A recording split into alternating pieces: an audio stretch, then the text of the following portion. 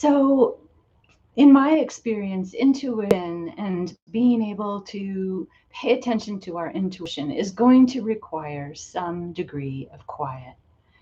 And then that brings up how you feel about quiet. Hi, I'm Fran Gallagher. I'm your guide to relationships, meditation, and intuition. So, the first thing that comes to my mind, and I think might be the first thing that comes to your mind, is that you might get bored. Quiet may not sound so good to you. So I'm going to dispute that. You may have to get used to the quiet and used to the benefits that come from the quiet. You're going to be able to hear your own thoughts. Now, at first, that might not be such a good thing because your own thoughts may be super duper detrimental. And sorry about the noise. Uh, you know, this is when we start to get aware of the tapes that are playing in our heads.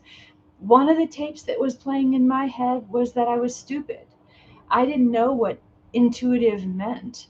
So as a kid, I had no idea why I thought differently, uh, experienced the world differently, why there was a knight in armor who stood outside my bedroom that no one else apparently could see.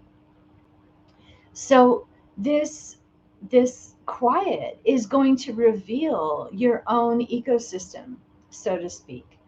And you're going to also begin to notice your self-talk. And your self-talk might be really negative. Changing your self-talk is going to change your life. It really is. Because you're polluting your own atmosphere, and therefore you are co creating a world that is polluted, a world that is full of negative messages, particularly aimed at you. You're also going to be more likely to say awful things to other people because of this pollution in your own head. You know, if you want to be a kinder, gentler person in the outside world, you may have to start by being a kinder, gentler person to yourself. Another reason that you might be afraid of the quiet, as I mentioned, is boredom.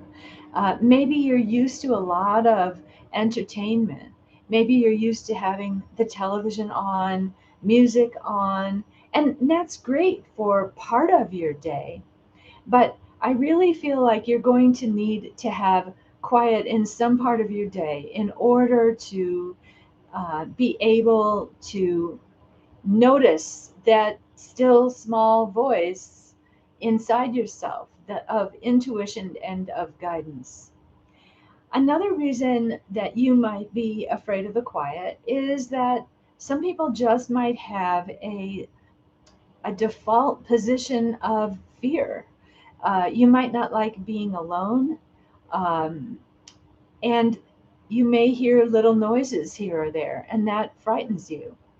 So you may have to pick your quiet time, the time when you feel more comfortable being quiet. Maybe your quiet time can't be 9 o'clock at night or 1 in the morning. So that's fine. You're going to have to figure out how quiet fits in your life because that will determine how intuition fits in your life. Now, of course, if you don't need quiet and you're highly intuitive, that's great. I don't know how that would work. It would never work for me.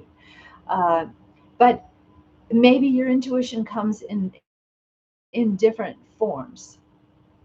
So I really encourage you to notice what your experience is of quiet and whether or not you can tolerate it. And of course, like anything else, maybe you have to build up to it and you have to start out with smaller doses of quiet. Uh, there are situations where, again, there might be, let's say you are feeling more vulnerable. Maybe you're staying in a new place and you're not used to it yet. Maybe that's not the time to get used to the quiet. Maybe you're going to need some background sound. You can also begin to experiment with ambient music so that it is providing you with background sound, but it is also nurturing to your spiritual self. Uh, I think there was a recording, and I bet you could find it, of just monks saying Om, and that would make great background noise. You might also explore the world of ambient music. Brian Eno is the father of ambient music, and I love some of his music. But of course, there are many, many artists who have come into that genre of music since Brian Eno. So you may find something. I think there is an artist, Deep Forest, perhaps, and an album, um, Music for Mushrooms. So discover what works best for you, but I really want to encourage you to get clear about your experience of quiet, how you can work it into your life, maybe how you can't, and then what you're going to do instead. But I would really encourage you to include some quiet in your day. So now it's quiet. When I'm done. So thank you so much for joining me. And you've got this. This is your spiritual path. This is your unique experience of spirituality and your unique journey.